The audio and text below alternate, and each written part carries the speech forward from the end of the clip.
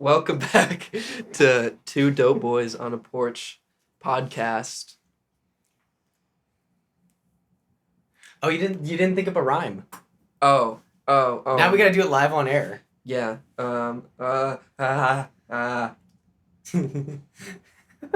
Two dogs in a bog. Hey, we're the boggy dogs. The bog dogs. Welcome back to Two Dope Boys, Two Dope Bogs on a Bog. I'm Samuel. I'm Aiden. And we're here on this podcast. We're here to rate some albums. Yeah. We're here to listen to a current release album and rate it. Yeah. We're here to listen to an old release album from a randomly selected genre and rate it. We're here to do serious, intense, philosophical discussions about music and life. Yeah. And we're here to hurt your feelings. Boo. Boo. Boo. Yeah. Usually, we would rate albums on a scale of 1 to 5. Normally, we'd rate it on a scale of 1 to 5. But I've rebelled from the binaries, though. Through deep philosophical discussion, we've...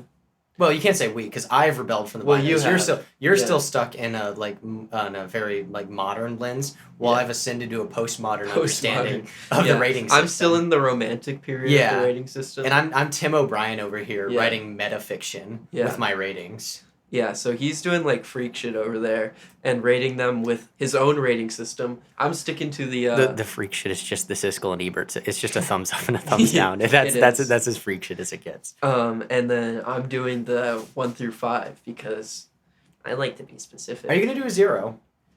Is it 0 through 5 or is it 1 through 5? If there's a big stinker, I'll give it a 0. I'll hit the Fantano on them. Boom! Do you think we could select a 0? Because it's because it's not like Fantano where Fantano has to listen to the new Kid Cudi that sucked shit. Yeah. We don't really if we see an album by somebody that we don't care about, we're not gonna pick it. Yeah. There's never gonna be a situation where it's oh fuck, we have to listen to the new Drake drop. And I hate Drake. I already know I hate Drake. I'm not gonna listen to the new Drake drop.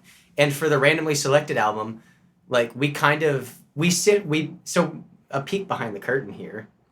What we do is we go and rate your music, and there's 26 genres on Rate Your Music, and we do a random number generator 1 through 26. We spin that one time, and then we pick 1 through there, and then we go through all the subgenres there, and then randomly do it again. And then we get a subgenre, and then we pick the album from the subgenre. And the way we pick it is we kind of just look through and see what covers look cool. Mm-hmm. We maybe sample one track and then pick it. So the odds that we pick an album that we were like, this is so fucking bad, I hate every second of this, very, very low. Yeah. I didn't think about that until just now. When we started doing it, too, we had some real stinkers. Mm. And... Fucking... Plastic Beach. Oh my God, I hate that record. There's a couple songs that I kind of love about that one. I don't know. I think that album has just grown for me in my mind, just one of the only stinkers we've had for me, and so it's grown as I really hate this record. That one was such a weird one because I have songs that one song where they use mallets is so cool to me. It's so cool to me, and then they have the one where it's just terrible. Yeah, it's just I just remember, it's all my, because I love Midwest emo, but it's all the things I really hate about 2010's Midwest emo, combined with all the things I really hate about prog, and it's just a shitty record. Yeah. And then, because you really hated the Cheek Face record. Yeah. That's this is all off air. Yeah. But, I loved the Cheek Face record. This is the lore, episode. The deep lore. This is the lore episode. Yeah. So, just to let you guys in behind the curtain again, lore-wise, we started this about 8 months ago or so. Yeah. And basically it was just an idea that we want to catch up on a lot of music, new releases, and we also wanted to listen to some old music, and so we came up with the random genre selector and the new selector, and it wasn't ever going to be a podcast for a while. Yeah. And it was mostly just us listening to records and then talking about them for a little bit, and then Aiden's dad was like, yo, y'all should start a podcast about this. Yeah. And here we are. Hi, Dad. Hi, Dad. But yeah. And also, shout out to Mrs. Grove for this dandelion root tea. Yeah. It's really good. I haven't tried it yet. I keep making... Oh, really? You haven't tried it yet? I keep making my glasses fog up like a small child.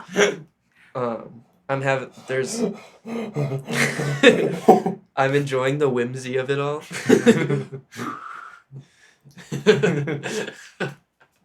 But, Yeah. And whimsical. But yeah, it smells good. It tastes like dandelion. That's good. Yeah, it's a very earthy tea. Yeah. And it's like one of those teas that kind of just tastes a lot like hot water with a little bit of essence in there. Yeah. But I kind of like that, especially like late at night. I'm not looking to get my socks blown off. It's like some Mother Nature piss. Yeah. Yeah. And don't all of us need to connect with Mother Nature's piss one day or another? It's runoff flavored water. Aren't we all just bound up to be Mother Nature's piss one day? Yeah. I think that's the way. That's if you want dandelion tea. If you really like the idea of like water that tastes like it's runoff water, but it's good. It's good, but it tastes like runoff water. Yeah, just go. Sorry, I haven't been the same since the war. Drinking problem. But if you want to try this tea at home, go to your local stream and then stick your face in it and start sucking. All right, let's get on to the albums. Yeah. It's already been 6 minutes. I know. All right, so... All right. Which one are we starting with? I have Acid written down first. So we're going to start with Acid by Ray Barretto. Yeah. This was our randomly selected genre, and the genre was Boogaloo. Yeah. Boogaloo is a merging of R&B and, what did I write down? With mambo from the 60s. So a lot of, like, Puerto Rican immigrants came to New York City in the early 60s and got really into, like, R&B and doo-wop and got really into those scenes, the jazz scene there. And they kind of merged a lot of, like, classic Latin genres with the classic R&B genres that were going on at the time. And you got this kind of short-lived movement of really inspired Latin percussion with very, very, very, like, Motown-y sounding songs. There's even some, like, African percussion. Yeah. And I guess in the album, that we are talking about. Yeah. Yeah, there's some, like, cool African drum influence. Yeah. Especially on the soul drummer track. Mm-hmm. That one's cool. Yeah. That one's just drums. And the drums are really so great because Ray Barretto is, if you don't know him, he's a Puerto Rican artist who was a percussionist and a band leader for much of his career. And he has an interesting story.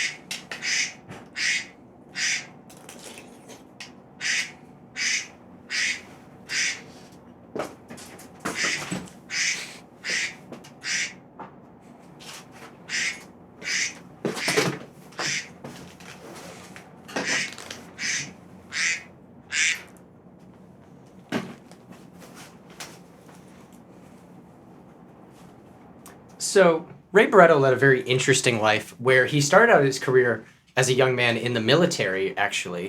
I don't remember exactly what time. I don't know if this was World War II or not, because I remember this album came out in 1968.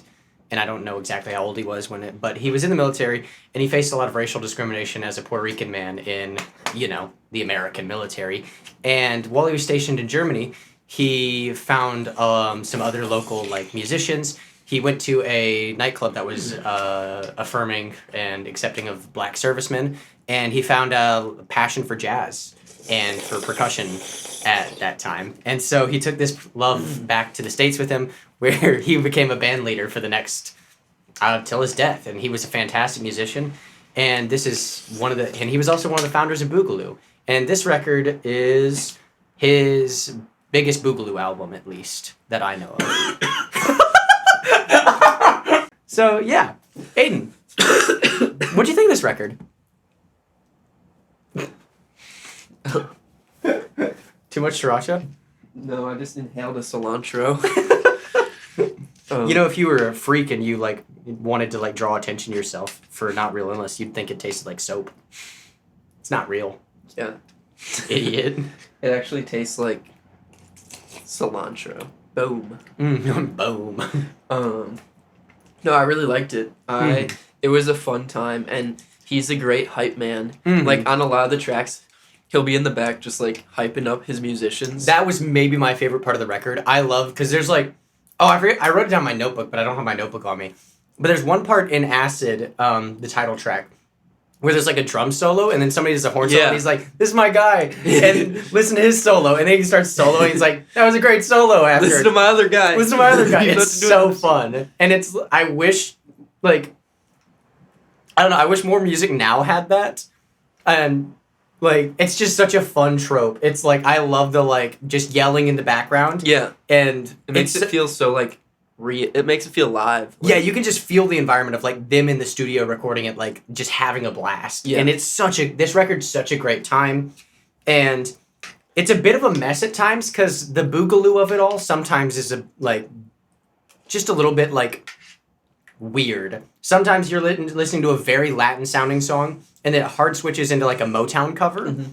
It's a little jarring. It's fun, but it's a little jarring and makes it a little bit less cohesive, but it's still a blast. This is a great record. And I also found some of the Motown elements really interesting, which leads me to my favorite track, which was Shades of Soul, I think is what it's called. I have you down for A Deeper Shade of Soul. A Deeper Shade of Soul. Mm-hmm. There were shades of soul, but this one's deeper. So true, dude. Yeah, that one I heard Stevie Wonder in it, and Motown, and it's just cool because he obviously approaches it from such a different angle, and still plays with those Motown sounds that just are kind of undeniably good. Yeah, and it's also interesting because you mentioned Stevie Wonder, and in '68 this would have been well before Stevie Wonder's artistic peak, and so not only is it borrowing a lot of sounds from these Motown artists, but it's also innovating on them, doing interesting things with them, and especially with the Latin grooves. That's something that Stevie Wonder would take on a lot later in his career as he became a lot more progressive with sonically. And you got stuff if I'm remembering off the top of my head, Golden Lady has a very Latin groove under it. Yeah. Especially just as me, who's someone that and you listen to a lot of you love the Four Tops and and I love soul music, especially Motown soul. Yeah. And Motown's kind of got its one lane that I kind of stay into for the most part because it's just what I love to listen to, and they've kind of perfected it. Yeah. But this is such a cool departure from that lane where it takes those sounds and really puts his own spin on it. And it's such a cool cultural snapshot too. Yeah. Because apparently Boogaloo had a very short-lived time in cultural the limelight, but this is such a cool snapshot of that. You can hear everything that we love about soul music at the time, combined with this really kind of out of nowhere genre. Yeah. It's such a cool record, and that's why for me, it's getting a thumbs up. You should absolutely listen to this record. It's a banger. It's really cool, and even if you don't want to get all into the history of it all, it's just a great time. Yeah. I'm going to give it, with my rating system, a 4 out of 5. And due to Samuel changing his ways, I'm going to give I'm going to add on to my rating system where I will now start giving albums a listen pass or avoid. Oh, Yeah. snazzy. I think this one's totally a listen. Like, check this one out. I think it's a, even if I think, yeah, just listen to that one. It's, like, it's just interesting. It's good. Totally worth your time. And yeah, with that, I think we'll move on into our next album, which is my pick. Yeah, do you want to give us a little bit on this one? Yeah. This is your lane. This is, this album is called, oh no. It's French, those fuckers. Fête de la Vanille. Fête de la Vanille. It'll be up on the screen. Fête de la Vanille. De Vanille. By Lucy Bedroque, formerly known as Lost Rushi. Okay. Yeah. Yeah. And they are originally like a sigilcore artist, which is a weird offshoot of trap, plug, video game music, dance music. It's kind of its own kind of weird genre, and definitely falls into the digicore space now. What is digicore? Can you? I'm very lost in this space. Digicore is a very like SoundCloud genre. It's an offshoot of hyperpop that mixes more. Leans more into a trap focused sound and a hip hop focused sound. Yeah. Than like hyperpop that I think I guess I know hyperpop artists hate having like the labels, but like if you want to put labels on it, it's like a more video game inspired trap sound, I'd say. And yeah, this album's really interesting. I know Lucy takes a lot of inspiration from old video games, like old racing games, like SSX Tricky, stuff like that, as well as obviously a lot of like anime and Japanese like anime themes, kind of. Yeah, you can see that on the cover for sure, like right off the bat. And yeah, I really loved their full-length album that came out a couple years ago called... I forget what it was called. It was good. Listen to it. It was one of my favorite albums of that year. Because I thought the sound was just really beautiful. Yeah. And just interesting. I didn't hear many people doing something like this in that space. So yeah. What do you think of this one? I love this record. This is... As you can probably tell, this is not like the kind of thing I don't know anything about digicore. It's not a genre I have a lot of awareness of. And this record kind of shocked me. I was not expecting to like it this much.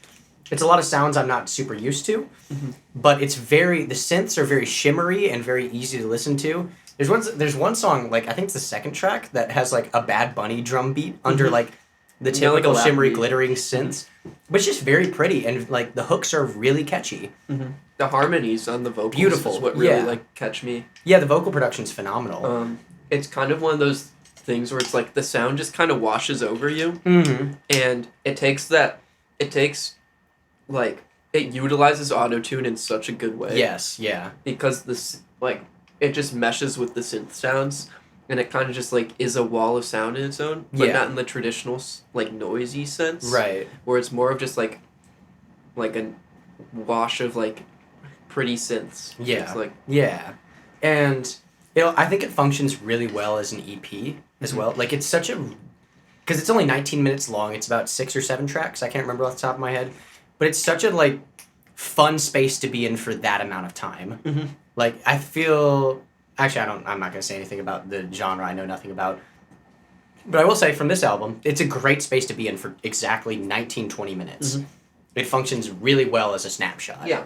And, like, compared to the last album, like, the concept isn't as, like, fully flushed out, and it feels more like a mixtape, almost, than, like, the last album, which was, like, had a very specific sound and, like, had a lot of thematic kind of similarities. Well, this one still does, but I think it's almost more of a stylistic similarity in a lot of the sounds. Okay. And a lot of like more exploration into like those Latin kind of beats. Yeah. Obviously still some traps inspired stuff, and then like even like kind of like this is my favorite track on Not Me, which has like that folky kind of guitar, the shimmery like nylon guitar almost, and then it has like the electric. Yeah, it gets loud at the end. Yeah. Yeah, it's fun. Kind of thing, which I haven't heard that really from this artist before, so. Yeah, and it's very different than, like, the kind of hyper pop electric guitar shoegaze we've listened to a lot of with like who was the artist you showed? Quantic, Quantic, and even Jane Remover, that sort of thing. It's very different from that. Yeah. And I don't quite know how to put my finger on it, but it's definitely carving out its own space in the hyper pop kind of genre. Yeah. So with that, I'm giving that one a 4 as well. My favorite track off this one, by the way, was the first one, I Am, She Is, We Are, which just had a really, like, I think it was just the best representation of the album. Just had really, all the stuff we talked about was just hitting the best on this one for me. So you're giving it a 4 out of 5. Mm-hmm. I'm giving it a thumbs up. You should absolutely listen to this record. Great record.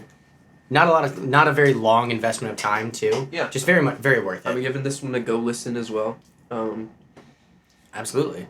Yeah. It's really not long and it's easy to listen to. Heck yeah. And with that, let's go into the songs we're going to show each other. Our favorite segment. Our favorite segment, the indie, the underground, the unheard. We're going to be listening to 2 tracks. Aiden selected one to show me that I've never heard, and I selected a track that Aiden has probably never heard. Which to one listen to?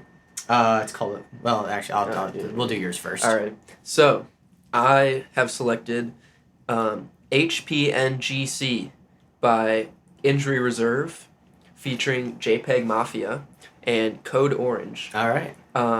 Injury Reserve, kind of very cool experimental hip hop group. Mm-hmm. Unfortunately, they are no longer together due to the passing of one of their members, which is really unfortunate. Yeah. Because they made one of my favorite experimental hip hop albums, I think. Was that the one with the dude with the red one? With I've listened to like 2 tracks off that. It's really good.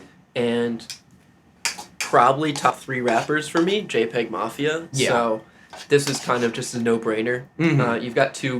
You've got a collection of just great experimental hip-hop producers. I don't know Code Orange. The verse is really cool, so I might have to check out more Code Orange. I feel like I've heard of Code Orange, but I've never checked them out. Yeah. But yeah, this is HPNGC.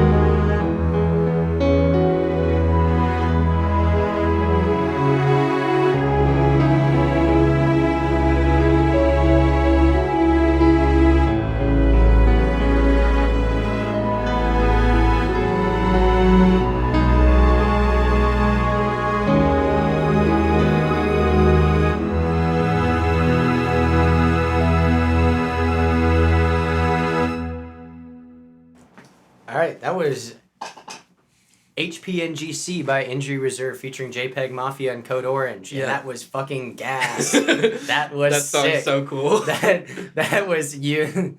We oftentimes try and cater our picks towards like what we think the other person will like. And that one, you hit that one right in my niche of rap I like. Yeah. Like it's so weird and off kilter. And it's also not weird in like, especially like the JPEGMAFIA way where it's very, very heavy. This one's a very smooth beat for the most part, especially with like the keys in the background. Very smooth. And then just like gunshots and then like real clangy metal percussion. Yeah. And then holy shit, the JPEGMAFIA verse might have been like, that's one of his best. It's one of like, that's up there right off rip. Yeah. And I feel like I think you might have shown me this song. I'm going to check my library.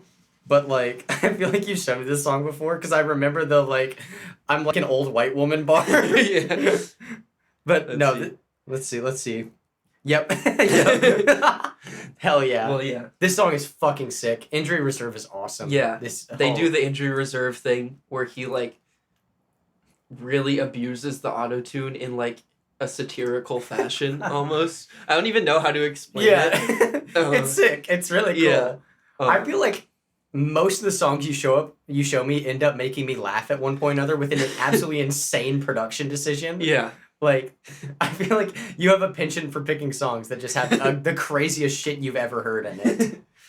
Yeah. I just like, I like a goofy little gag in the production. Yeah. It's so cool when you can fit the goofy little gag into also sounding sick as hell. Yeah. Like. And just JPEGMAFIA does, it's like a very, like, standard JPEGMAFIA verse. Where he hits, like, he delivers lines that are, like, so serious, but so outrageous and, like, goofy at the same time. He also doesn't do the typical JPEGMAFIA thing, which I appreciated that he like kind of held back on this one, where he like starts in a lower register, and then there's a beat switch thing, or maybe not even a beat switch, maybe just like a hard hit, and then he'll go into the high register, which is it's a sick trick. This one he was just like, yeah, I'm just gonna rap. Yeah, he just went nuts on this one. He does do that fast flow.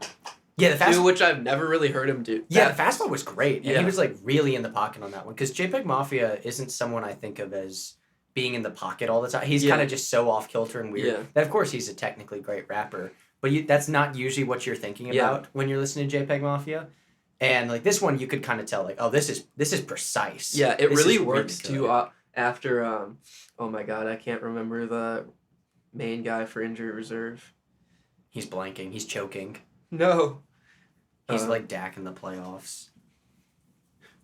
Oh my god, I gotta look it up now. They're from Tempe, Arizona. Richie. It is Richie. Okay. Wait, there's Richie and then Richie with a T? Well, they're the same person. Oh, okay. Yeah. That would have been awesome. Yeah, Richie is like... Holy shit, Steppa J. Grog's got that shit on. Yeah, rest in peace, Grogs. Oh, is he... Oh. Yeah. Yeah, rest in peace. But he's so good. What jersey is that? Seattle Supersonics. Yeah, but is that Durant jersey, or is he out here in a Sean Kemp jersey? Is he nasty with it? We're gonna find out. This is good. This is good audio right here. Whatever. Okay, whatever. Yeah, Richie does his thing. Mm-hmm. And like, he's always so weird with it that when JPEGMAFIA comes in, it's just like he's the normal one. Yeah. Like almost, but like not quite. Yeah. Like he sets the song up in such a way that you don't expect the JPEGMAFIA thing. Yeah. Like, you almost expect JPEGMAFIA to do something just as weird. Yeah. And the Code Orange verse at the end is a nice cool down. Yeah. Because JPEGMAFIA fills up the he third in the middle. Going. And then like Code Orange is like visceral and weird, but it's in a really low register, so it kind of like smooths the end out. Yeah. In a real it's more of like way. A storytelling kind of thing. Yeah. He also uses like a voice changer where his voice will... I don't know if you noticed it. The frequency of his voice will like randomly go up sometimes. That's cool. That's cool. Yeah. But yeah, so that was HPNGC by Injury Reserve. Heck yeah. And now we've got... We're gonna do my song, which is Apathy as Arsenic, Lethargy as Lead by Ashenspire. Apathy as Arsenic. I picked the easy to type one this week. That one, yeah. So Ashenspire is a band I found. I don't know a lot about them. I know they're a Scottish black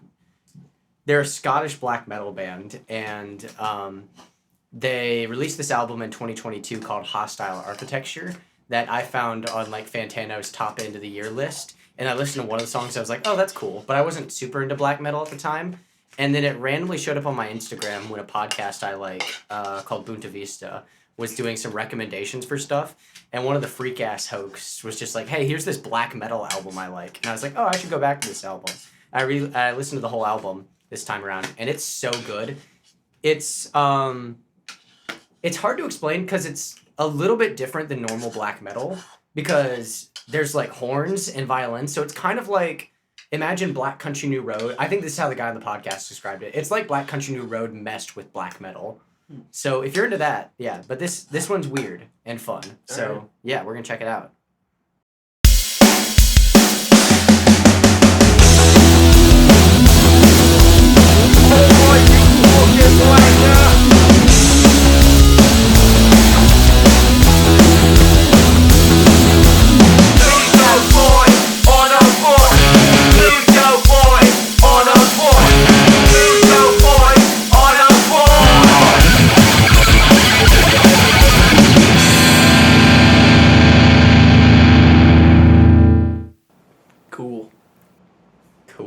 Yeah, that's just cool. I hear the Black Country New Road. Yeah. It's proggy and that and kind of artsy. Mm-hmm.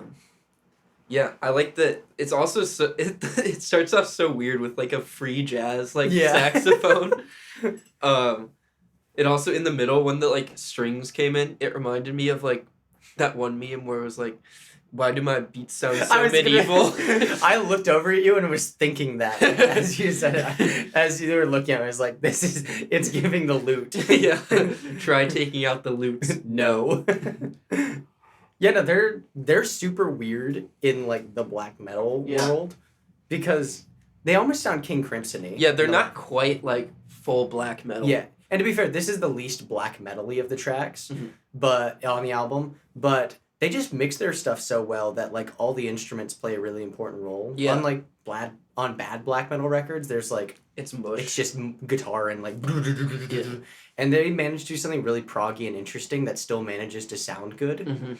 And also their bassist is awesome. And that's something that kind of can get lost in some black metal records. Their drummer's cool too. He plays like metal triplets and then he'll do like a jazz fill. Yeah, they're so sick.